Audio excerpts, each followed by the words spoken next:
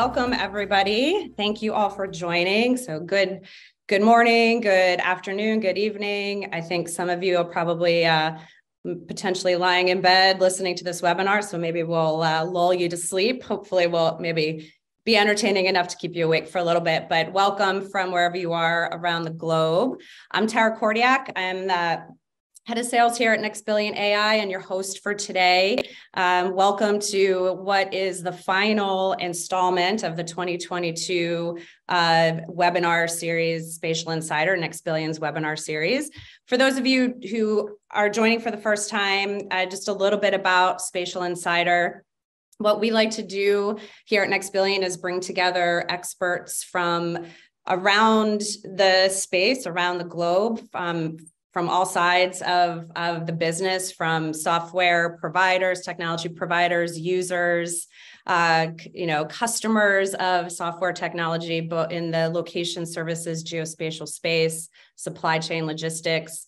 We like to bring those experts together, have a conversation, share ideas, share some thoughts, ask some questions, and hopefully give us all something new to think about as we go into our workday the next day. And, the goal of this is for all of us to hopefully walk away with learning at least one new thing, whether it's something personal for us or something to bring back to our team. So our goal is to continuously bring together experts from around the globe to have good conversations. And I know today's conversation is going to be just that as well. A few housekeeping items. We are going to chat with our guest today, who I'll introduce in a moment, for about 25 minutes. We will be taking questions at the end of the session, so feel free to post your questions. We'll try to get to them all. If you don't want to ask a question during the session, no problem. We'll share how to get a hold of us afterwards, so you can come to us directly, but we will try to get to those questions. I typically won't pause our conversation to answer unless there's something that comes up that's really relevant, and of course, we'll try to address that in the best way possible. So let's move on. I'm really excited about our guest today, Bart A. Muynck. He is currently the Chief Industry Officer with Project 44, but by way of Gartner, PepsiCo, Penske, just to name a few. So needless to say, Bart is an incredibly well-versed industry expert, and we're really lucky to have captured some of his time today. So I'm really looking forward to the conversation. I think it'll be a great way for us to wrap up what's been an incredibly challenging year, 2022. I think we're going into an even more challenging year in 2023. So I'm hoping our conversation today will give us all some ideas as we close out our year and think about the new year as to how we can tackle some of the challenges ahead of us when we're thinking about supply chain and logistics and visibility into data and our assets, and taking advantage and leveraging all the resources that we have at our fingertips. So with that, I'm going to hand the mic over to you, Bart, for an introduction. Share with us, who you are, how you came to be with us today, and then we'll just dive right in. Good to see you, Tara, and thank you for hosting today's webinar, and welcome to everyone. So yeah, a little bit of my background. I started about 30 years ago in supply chain. I'm originally from Antwerp, Belgium. Many of you in supply chain might know it, of the port of Antwerp, which is the second largest port in Europe after the port of Rotterdam, and with Belgium, center of the EU. I started there in the 90s. At the time, there was no studies around supply chain. So I actually have an MBA in economics, started kind of more on the finance side, and then through G Capital really got into logistics. We started a joint venture with Penske in the US to form Penske Logistics Europe as part of the team that started it. And then we started buying asset-based companies. And so really in the 90s, one of many of us probably that got into logistics, maybe by chance, but got bitten by the logistics bug. I started also working on computers when I was real young, or at least at the time when we were young, at the age of 10, 11, you worked on a computer, was really young. Now, obviously, our kids probably started working on computers as soon as they could walk. And as Tara said as well, I've gone from the 3PL asset-based side and then going on onto the technology side. I spent 10 years on the shipper side with PepsiCo, and then 8 years as a research vice president working for Gartner, looking across all of the different logistics technologies. And with that, I've seen it from different angles, but I would say, just to conclude the intro, what is really great to see is that over the 30 years that I've been in supply chain and kind of seen where 30 years ago logistics wasn't really seen as that important, and the adoption of technology was really, really low, and people didn't necessarily see the value of it, where we've gone to a point now where people, partially because of the pandemic, but also all the other disruptions, where people do value the importance of logistics and understand that it's a big part of customer service, and especially in last mile, customer experience has to do with the delivery and the logistics part of the product. And companies are also understanding now that maybe we are far behind in logistics when it comes to technology. And so we see a much larger appetite of companies to adopt technology to drive really that, whatever you call digital transformation, but really I would say to kind of catch up and to increase the efficiency of the organization, as well as to be able to serve the people who work in those companies better, not just the customers, right? And we'll talk about digital talent, but I would assume that many of us, if you wouldn't use technology or use modern technology, probably would make our lives a lot harder. Imagine going back home and they're saying, hey, you don't have a remote anymore to control your TV, or you can't stream anything. And they give you one channel and you have one of those dials that you have to go and that you would get strip up the dial when you were a kid. Yeah. Right. And unfortunately, we've been so evolved and we're used to all the different gadgets in our daily lives, but in our job, that isn't necessarily the case yet. So I think that's part of what we'll be discussing today. And how do you adopt some of these technologies to kind of create a better organization, but really create a better work atmosphere as well? Exactly. Yeah. Thanks for, and I think that last point's really interesting because we talked yesterday about the idea of consumable technology, and, there's almost an overabundance of tech. We know there's an overabundance of data, and we'll talk about that a little bit and how we get better at assessing and analyzing, using the data and making it actionable. There's also an overabundance of technology, and you're almost swimming in it, right? So again, how do you distill down to the technology that works the best for the broadest set of users, and that we make sure that it is consumable so that there is more adoption. You can have as much technology and data sitting on the shelf as you want, but if no one's using it, if no one's leveraging or no one cares to use it, it's doing no good, right? So we'll talk a little bit about that. So thanks for that intro, Bart. I think, obviously the fact that you're coming at this space and at this conversation from a lot of different angles, from, economics background to, actual tactical hands-on guiding your customers today on how to implement the best solutions to satisfy their requirements. So I appreciate, what you're bringing to the table, and we're excited to have the conversation. So there were a few themes that you and I kind of touched on when we last spoke, and I'd love to kind of track that throughout the conversation today. So visibility, obviously, into the supply chain and accuracy of data, especially location data, which, that's NextBillion's here. We're all about location data and location services. We talked about how the use of APIs and the power that we have today to kind of do the number crunching, right, and do the analysis is a big boon, but the value really comes from use of of those products and of that data, which speaks to kind of another topic we hit on, which was this shaping of the talent of the future, right? The digital talent. So I really liked that piece that we talked about. So I'd like to kind of pull those threads throughout the conversation today, but those were some of the themes, we hit on yesterday and the last time we spoke that I think are going to be really relevant for today's conversation. So let's kick off with a really big topic. Obviously, we know we could talk about this for hours and hours and hours and hours. People spend their lives in this industry, digging into all aspects of supply chain and logistics. We're barely going to scratch the surface here, but let's start off big and work our way down. So obviously, the challenges with the supply chain that we kind of saw really come into harsh light over the last couple of years with the pandemic didn't just magically appear, right? With COVID, they were there. Maybe they were dormant, they were dusted over, a rug thrown over them.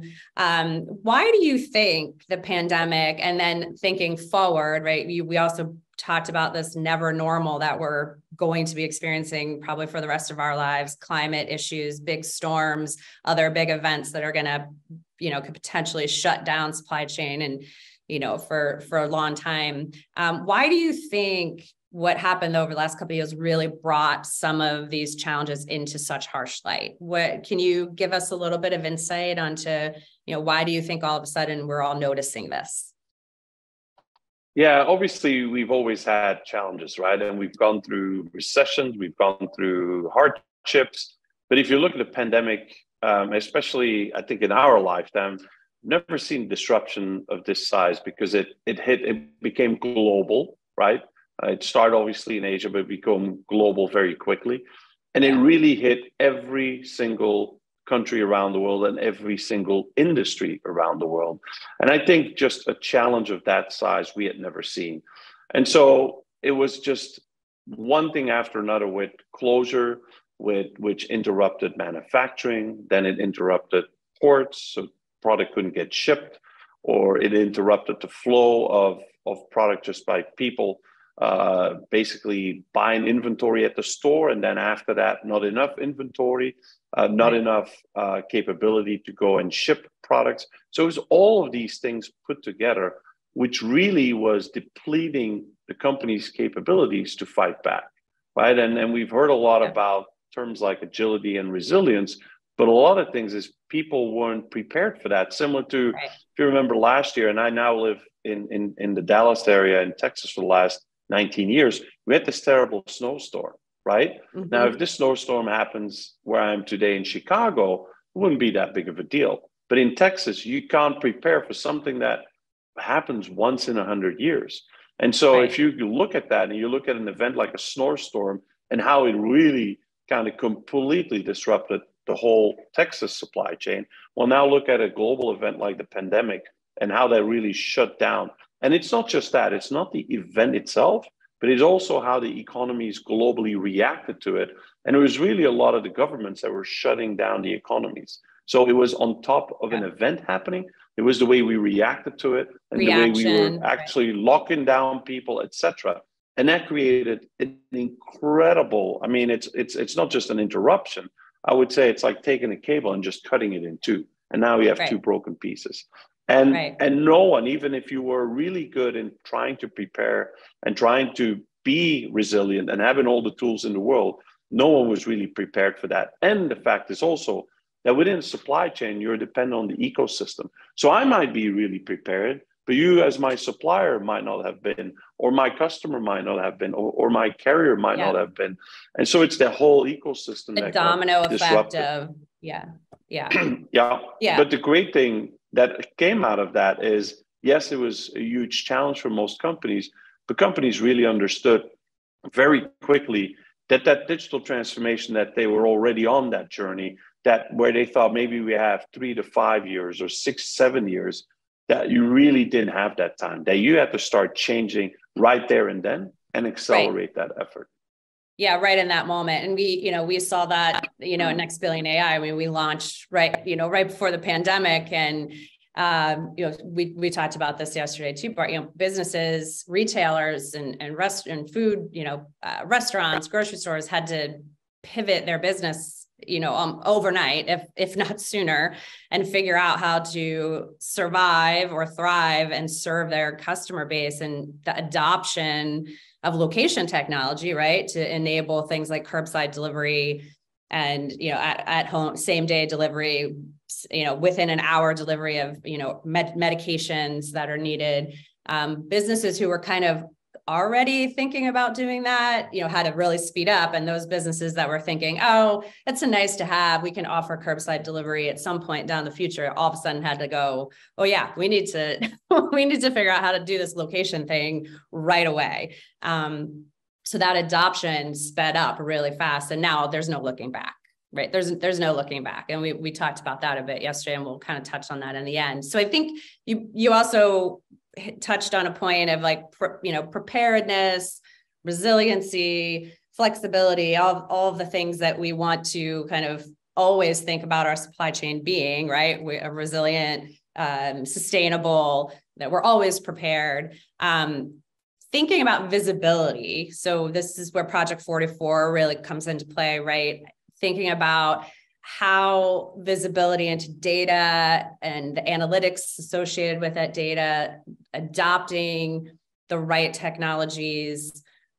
Maybe prevent is hard. We're never going to prevent anything from happening, right? Like we're going to have these events. Yep. We're going to have governments making decisions. We're going to maybe stay-at-home orders again. You can't prevent those things, but we can ensure that our business is built in such a way that we're able to absorb those shocks and kind of build that the resilient supply chain.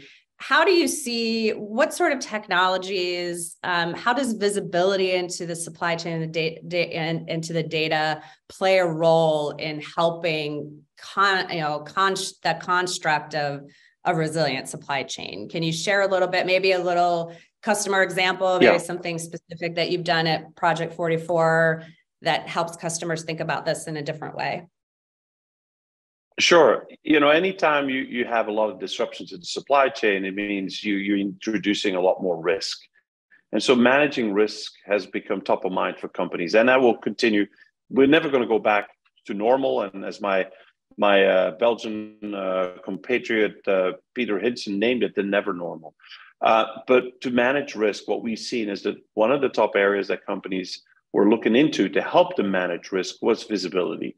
Because you need to get better access to data, you make things more transparent so that you can react better, you can react quicker, or in some cases use the data and put it in scenario planning that, yes, you might not be able to prevent something happening, but at least you've already gone through all the scenarios based on the data and you know what to do.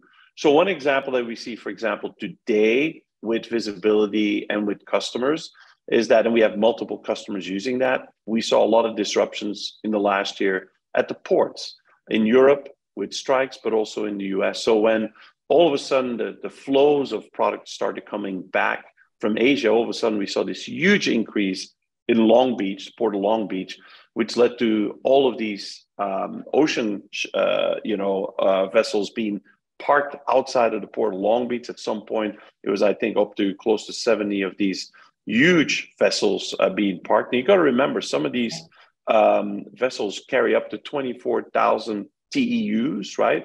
Or 20-foot equivalent units. That impacts millions and millions of consumers if even one of these assets gets disrupted, let alone multiple.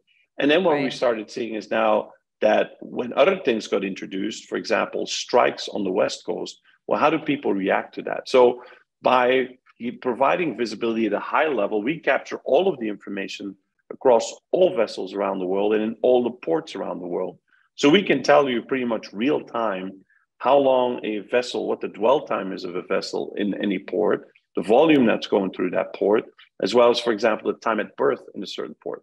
So when something happens, maybe a port closes, whether it's the originating port or the arriving port, you can pretty much and pretty quickly, based on the data, make a decision, what port should I go to? So for example, Felixstowe, they went on strike. We saw immediately a diversion. So you use the data that then to say, what port am I going to divert to? Because it's not because the port's open that there's no disruptions there and that there's not a lot of dwell time.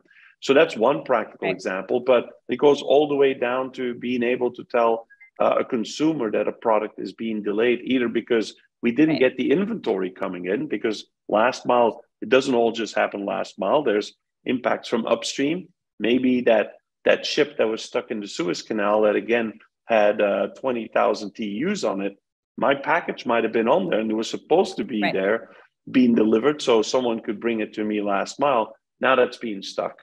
And when that would have happened several years ago, it would have taken companies months to figure out which products that they ordered that were coming inbound would have been on that ship. Now with visibility, we go down to the SKU level and you can very easily kind of, with data at your fingertips, figure out, okay, which of those customer orders are on that ship? And then what do we do with it, right? And then we have technology like chatbots that could say, oh, I have the intelligence and the logic to say, if that's going to be delayed, let me go ahead, because I know that, Tara, you're an important customer.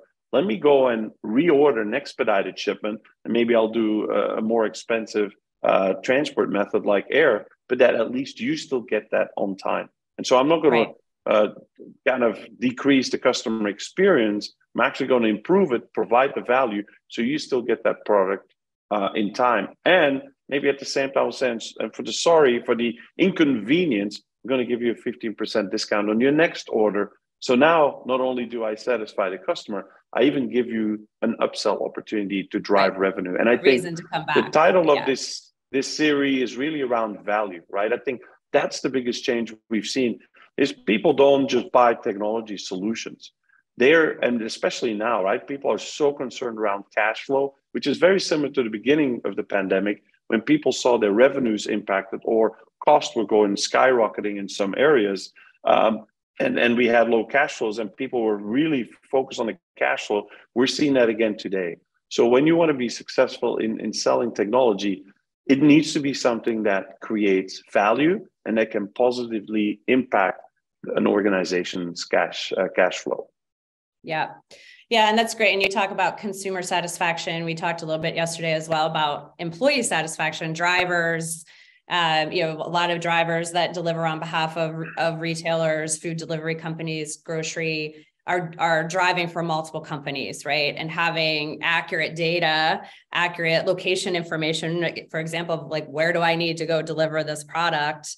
If I'm, Tara's grocery store and I've decided not to share with my drivers good, accurate information about where to pick a product up and where to deliver it, and they're idling around, wasting gas, spewing exhaust into the air, trying to find the location to drop off this product to a consumer, they're not going to be happy with, they're probably not going to take an order from me next time, right? And they say, Tara's grocery delivery she doesn't give me the right information. I'm going to stick with Bart's grocery delivery. And then on the consumer side, if I'm waiting for my driver to come drop off food because, and there's an inaccurate address that is in the system, I'm an upset consumer. I'm going to call Tara's grocery delivery and say, forget it. I'm going to go to Bart's grocery. So there's so much wrapped up into not only visibility, but then accuracy of that data, right? And accuracy of that information, especially around location data and location services. How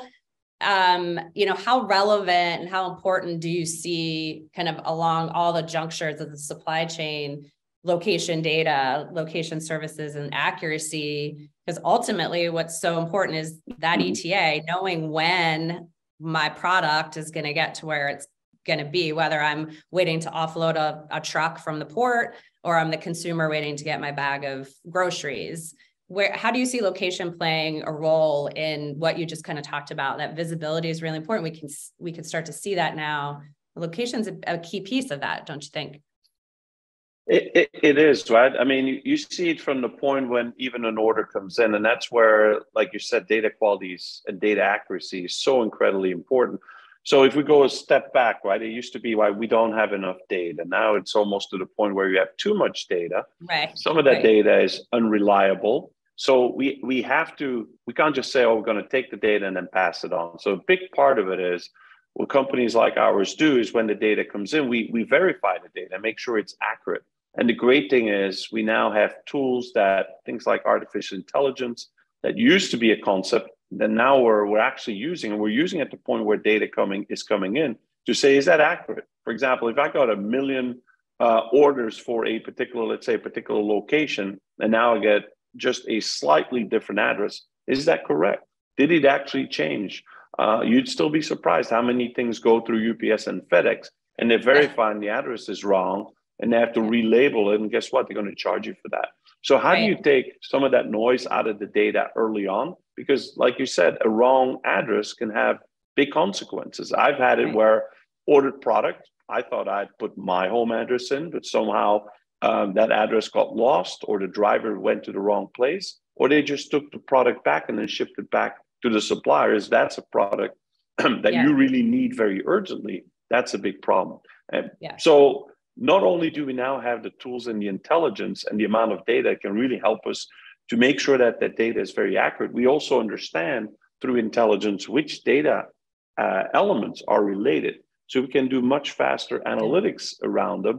And then we also have to look at parts of the data we don't have. Like the example I used earlier, when a ship was going on anchor outside of the port of LA, no one's going to tell you, oh, at that point in time, it's going to take 1 day, 2 days, 3 days for that to go into its birthplace to then be offloaded. So now, again, we have tools and techniques like artificial intelligence that can artificially create that data, what we call synthetic data. Yep. So you put all of that together, you have data that's a lot more accurate than we've ever had. That makes a lot more logic in how we can drive it. And really the goal is to improve the quality of the data, that improves location accuracy, that really improves the whole delivery experience. But at the same time, it's also leading to the ability to get far better insights. And it's really the quality of insights, and not just insights, but things that are actionable. And I think that's the next evolution in these solutions, is that not only can we give you the data and the insights, but it's insights that give you the tools to drive the decision and be more efficient in your organization. Because one thing that I've heard, and I've been traveling quite a bit the last few weeks, but everywhere you go and you hear these companies that are still growing, they all want to position technology to make themselves more efficient. So if you're a logistics provider or you're a manufacturer or you retail and you grow, if you're going to grow 20%, you don't want to hire 20% more people.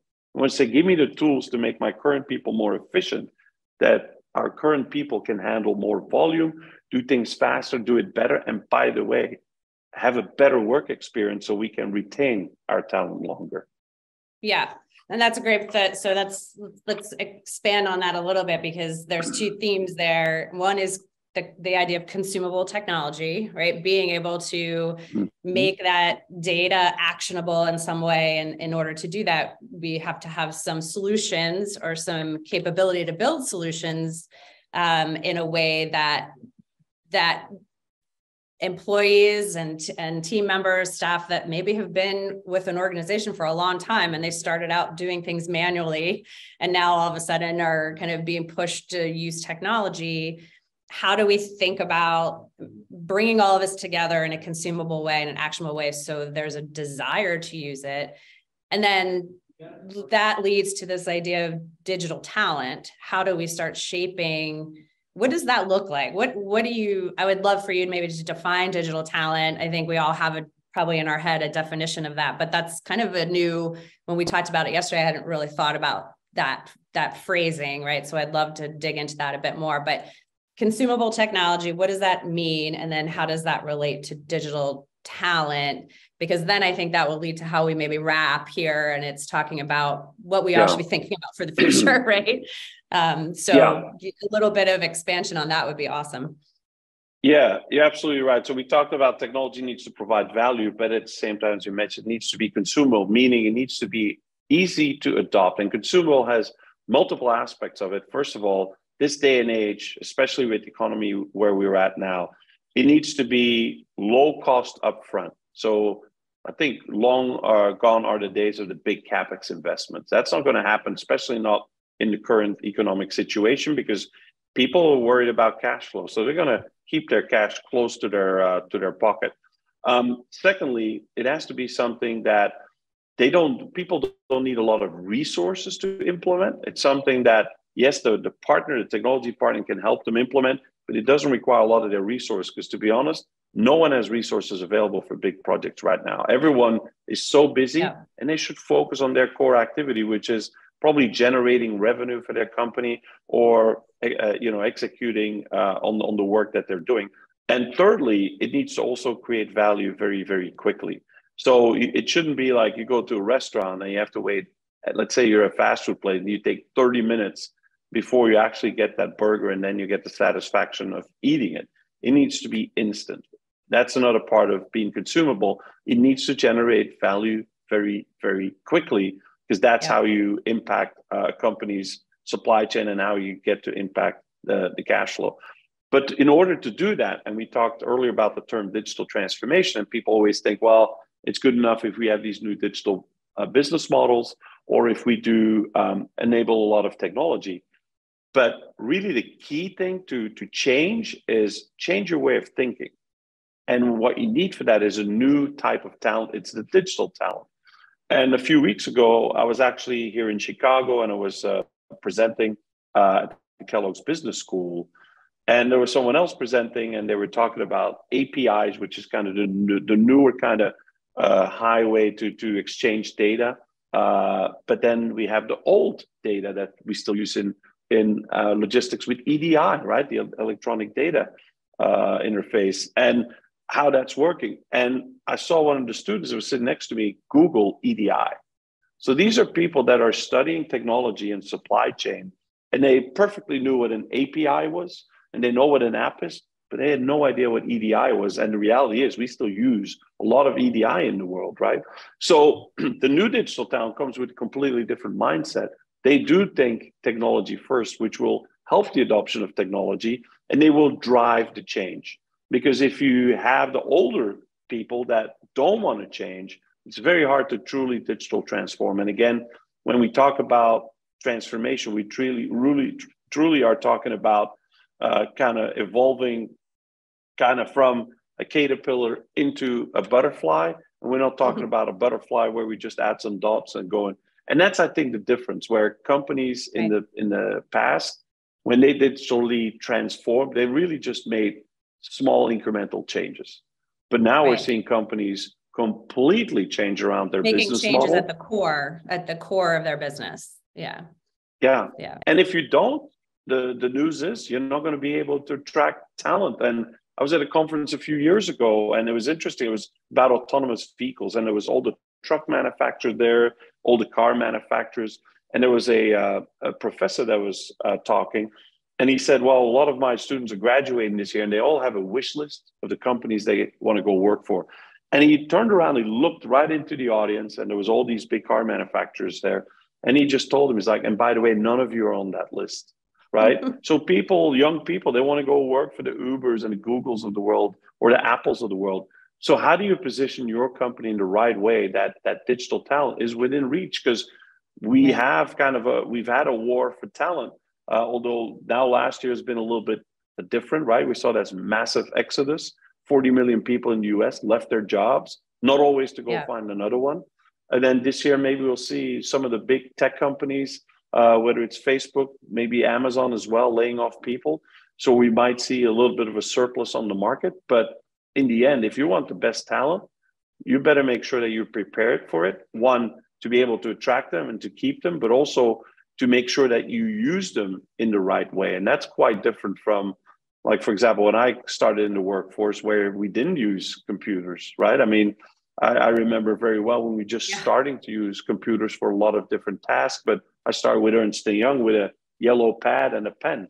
That was the tools we used. I think if you give people and say, that's what you're going to be working with, it's a yellow pad and a pen, they're going to go like, yeah, I'll just go somewhere else. You have to try to find the pen and bury it in the bottom of your bag. And really, that's always the case. Do you have a pen? No one has a pen, right? But see, I have a note. I use a notepad and pen still today. So somebody posed a question, and I think it's actually relevant because we had talked yesterday too, Bart, about getting kind of some tactical guidance or thoughts. You know, we're talking a lot of big ideas, a lot of transformative ideas, and but kind of getting into the nitty gritty and getting tacticals, and a piece of supply chain, right, is fleet management, right? And fleet management encompasses a lot of things, but thinking about, we've talked about visibility into data and analytics, the use of consumable technology, how accurate data, location data is so important and critical to many aspects and many junctures along supply chain, but specifically like in fleet management, how do you guide maybe some of your customers and partners in terms of like best practices for thinking about improving efficiencies, reducing costs in fleet management in particular? Because that's, we're now seeing mixed fleets, again, like gig workers kind of coming in and out of fleets as well. Any thoughts or comments on how we think about the consumable stack and to address specifically that? Yeah, a lot of data we have, and again, we work with a lot of different technology providers, but it starts up front by right sizing your fleet. We've seen a lot of changes in companies with large fleets, especially because the way that we go to market to the consumer, like you said, if everyone's going to the store to pick up product, we don't have to deliver it at their house. So that means we maybe want less last mile delivery vehicle, maybe more box trucks to go to the stores. But in some businesses, it was the other way around, where people used to go to the store to buy groceries. And now we've seen this massive increase in number of vehicles that actually deliver the groceries to the home. And you're seeing all kinds of new vehicles. So using that data to really continuously look at, if we need to buy a new vehicle, or we're trying to right sizing or true sizing our fleet, based on the data, what are some of the vehicles? And we might not have to buy many more large tractor trailers, but we have to buy maybe vans or box trucks. So we're seeing a lot of that. I'd say overall in fleet management, this is something that we focus on less, but obviously with fuel costs being so high, being able to use technology in the fleet that helps reduce your fuel consumption becomes very important. We attack that a little bit of a different way. So obviously telematics, and we partner with a lot of telematics vendors with over 950 globally to pull in all the visibility information. But obviously telematics is definitely a tool that can measure fuel consumption. And what you see, there's huge differences between a good and a bad driver. It can be up to 30% difference in fuel consumption if you have a bad driver versus a good driver. But we see technology come into that, like autonomous trucks that we're now seeing more and more. And I'm not talking about self-driving trucks yet or driverless trucks, but where you go on the highway, push a button, the truck does all the work. You still have the driver there. And there's companies out there like Plus.ai and many others, and they help reduce fuel consumption. So fuel is a big focus. We look at it from a sustainability perspective because we also create visibility solutions around sustainability.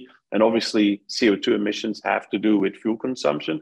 So we collect a lot of data. We worked with the University of Tennessee. We capture over 90% of all the trucks in the US, and we know exactly what their carbon emissions are. We do the same for ocean vessels around the world. We capture it for some customers directly from the telematics and pass it on as data. Another one is insurance, right? Because insurance is a very high cost for companies as well, where they actually use telematics data, visibility data, that they can show how safe they are by adding certain technologies, and then help that data to help them reduce their insurance fees. And we've seen companies in the past being able to reduce that from $15,000 per year per truck. And I'm talking about a fleet that has maybe 20 to 50 vehicles that don't have a lot of negotiation power, being able to reduce that to $8,000. So if you have a fleet of 50 and you can reduce that by $7,000 per vehicle, that's $350,000. That's a huge amount of money for these smaller fleets. And then obviously it's like you said, right? Being able to provide right data and navigation, for example, to your drivers so that they have an easier way to find where they're going. I would say, especially again in last mile grocery delivery and food delivery, it's no longer the last mile. It's like the last 5 feet, right? Because you might have to go to an apartment complex where there's 5 apartment buildings. You have to find the right one, then have to take an elevator to the 5th floor, walk down a long hallway. So how do you make that more accurate? Because if you don't do that accurate, then your next order is going to be delayed by the extra 10 minutes it took you to actually get to that door. But the other part is it also doesn't help the driver. And I think it must be very, very frustrating if you're someone, especially if you're not a professional driver, but you're maybe an Uber Eats or non-professional driver that does that after work, if you don't have the right tools that help you navigate. And then from a safety perspective, right? That's the problem. The last few years, we've seen so many new drivers come into the industry, mainly in last mile, that are not professional drivers. So they are much more prone to accidents. So you need to use technology also to quickly onboard them and help them from a safety perspective. Yeah, that's all great. And everything you just mentioned kind of feed into some other questions we've had. It's, the role of mapping and location tech and supply chain. I think you just hit on some of those, right? When we're talking about navigation, enabling many things along the supply chain, but specifically in last mile, getting a driver safely. And I think that's a really important point, right? Because you're right. There's, new drivers coming into the ecosystem all the time that aren't professional drivers, but also leveraging technologies like autonomous vehicles, like you said, not unmanned vehicles, but where a vehicle is taking the majority of the burden of maintaining speed and regulating other safety, so that there's some consistency in how drivers are operating on the vehicle. So I think mapping location plays a big role in supply chain specific, especially at the last mile. And another question we had was some technology trends in transportation. And I think you hit on some of those as we just had this conversation, right? The use of AI and augmented reality, autonomous vehicles, mapping and location. Anything else that like pops front of mind in terms of trends? Yeah, advanced analytics, right? It's related to AI and machine learning, but advanced analytics, again, transportation, one of those top areas where we collect a lot of the data that's available because we've introduced so many sensors, telematics, and systems, cloud-based systems, and then doing something with it. And that's the difference. Business intelligence used to be historical reporting, where also the quality of the data wasn't that important, because if you got it wrong, it already happened anyway. It's kind of backward looking. But now with advanced analytics, we're seeing more and more of the use of that predictive capability. Starts with a predictive estimated time of arrival, or ETA as we call it. But you can predict a lot of other things. And then we're starting to prescribe things on our way to helping to automate. But so as we're starting to do that, it also, again, requires one, quality of data, because if you predict based on bad quality of data, your forecast accuracy is going to be very low.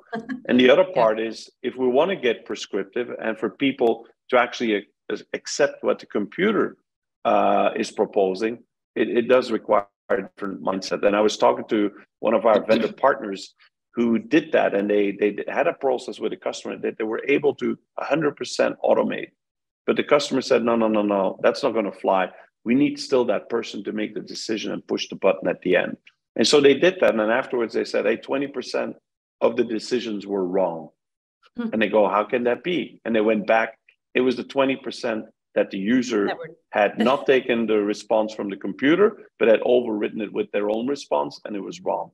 So you can automate, or you think you can automate, but the problem is our mindset isn't ready. Most organizations are not ready for automation, but we have to start thinking about how do you pave the way potentially to get there, maybe in the next 3 to 5 years.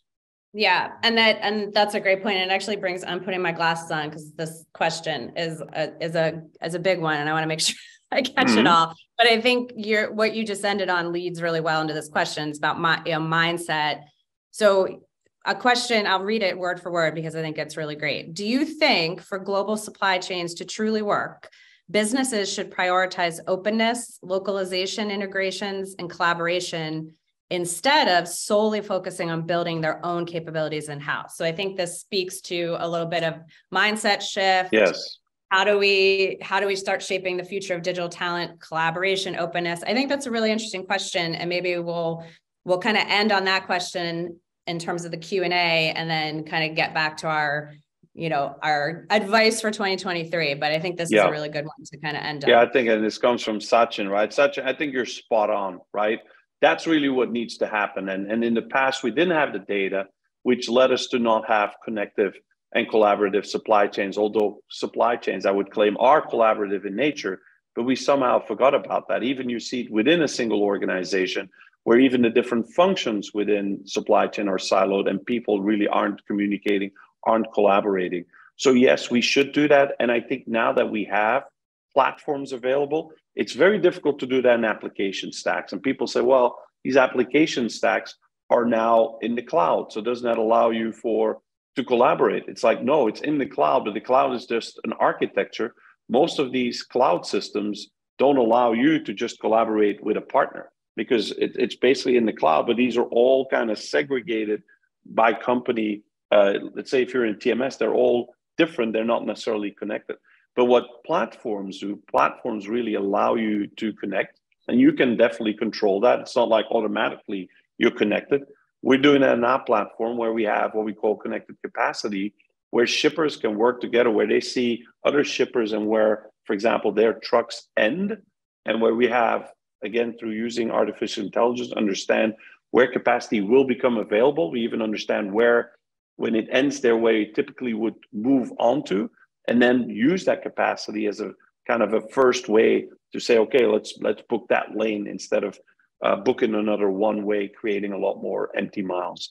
So yes, I think we called it at Gartner, it's changing the mantra of just using the data yourself to changing the mantra to sharing all the data, unless it's very private data.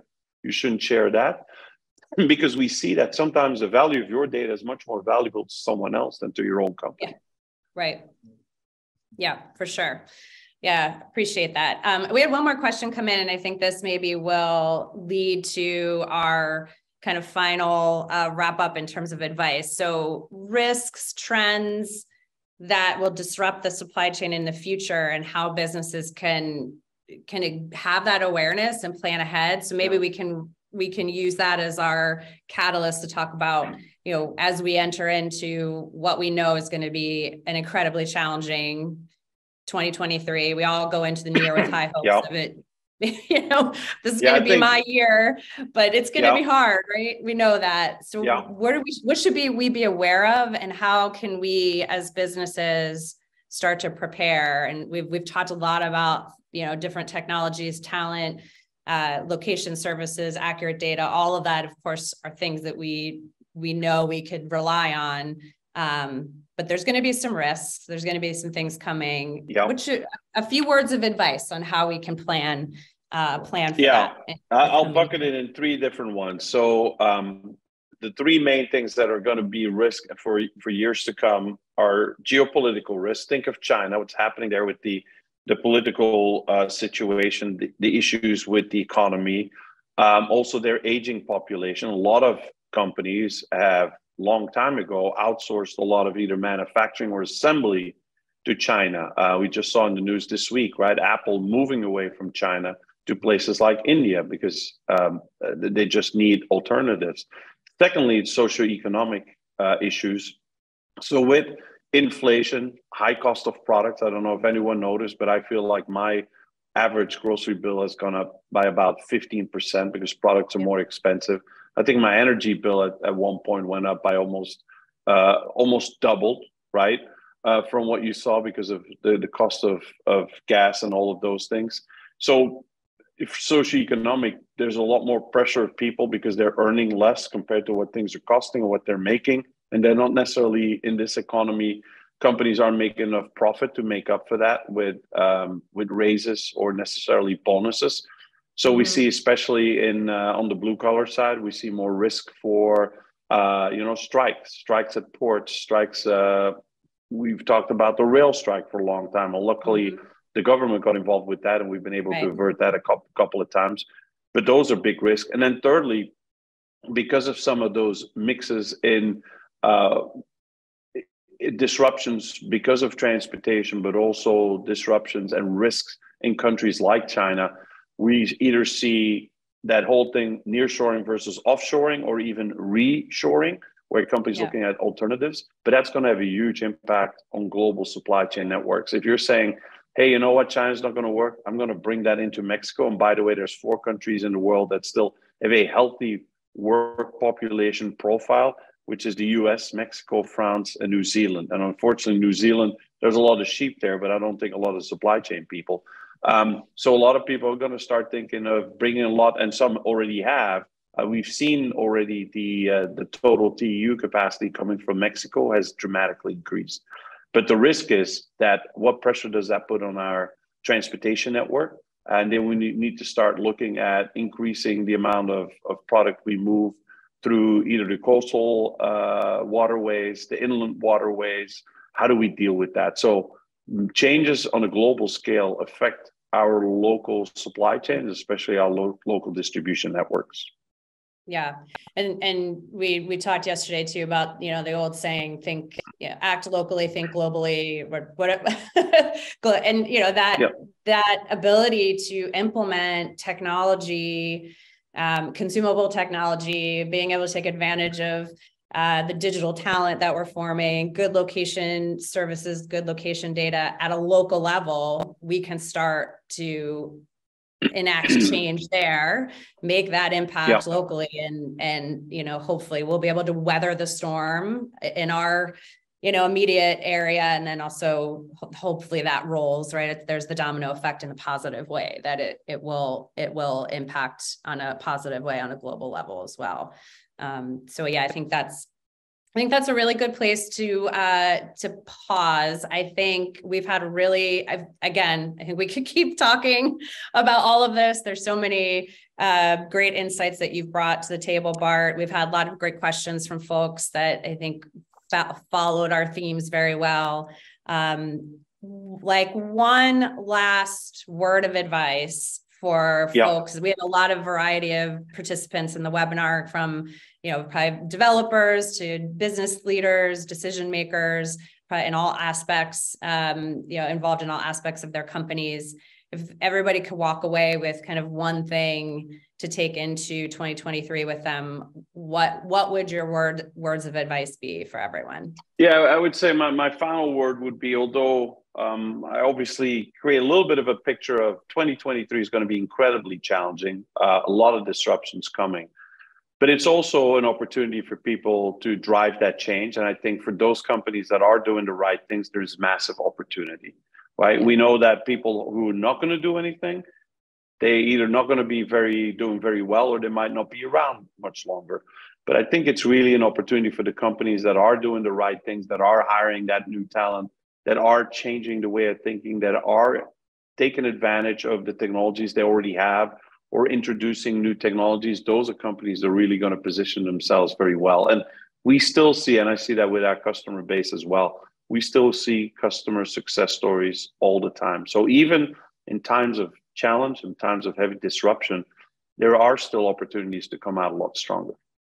For sure. Yeah. And I think, we've seen that, right? As challenging as the last couple of years have been, seeing the capability to implement new ways of getting business done, and the adaptation capability of the human, the human race is pretty incredible. So you're right. I think we want to try to focus on what opportunities are there, leveraging the great talent of companies like Project 44 and NextBillion.ai and others to help unleash those opportunities and find the good in the challenge, right? So I think we're all charged with that, and hopefully we'll go into 2023 with that mandate. So, well, Bart, I really appreciate your time. It's been wonderful. I look forward to speaking with you again. I know we'll run into each other quite a bit in the coming few months, so I look forward to that. To everybody on the call, thank you for being present. I know it's really tough, especially this time of year, to carve out time to do anything, especially maybe listen in on a webinar when you maybe have some holiday shopping or cookies to eat. So we appreciate your time and attention, and your presence. Again, this will be also available on demand, so you can share with your colleagues. And if you want to listen again, should you wish, feel free to check our website for that. And as well, if something was missed, if you want to dig into anything a little bit more deeply, feel free to reach out to me directly at NextBillion.ai, and also feel free to reach out to Bart directly at Project 44 as well. I'm sure he'd be more than happy to engage and have a conversation as well. So we look forward to it. Thank you, everybody. Thanks, Bart. Really appreciate it. And happy holidays, safe and wellness for everybody. Thank you. Bye, everyone. Bye.